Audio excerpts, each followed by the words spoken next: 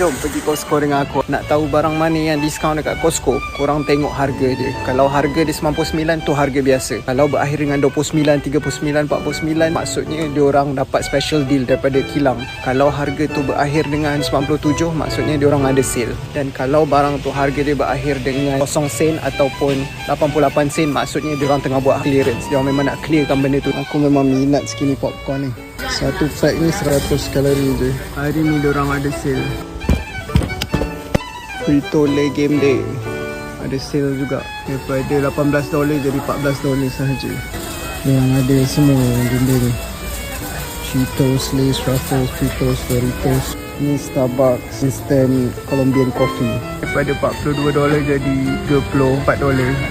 Rockstar Energy Drink ni pun ada sale juga, daripada $31 jadi $25. Air Vita Coconut ni pun ada sale juga, daripada $23 jadi $17 sahaja.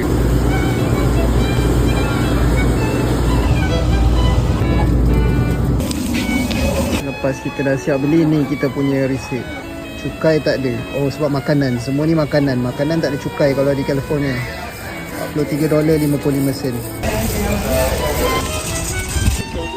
Cuba korang tengok ni apa yang ada dalam bonnet aku. Aku ada ni jumper bateri, self jumper.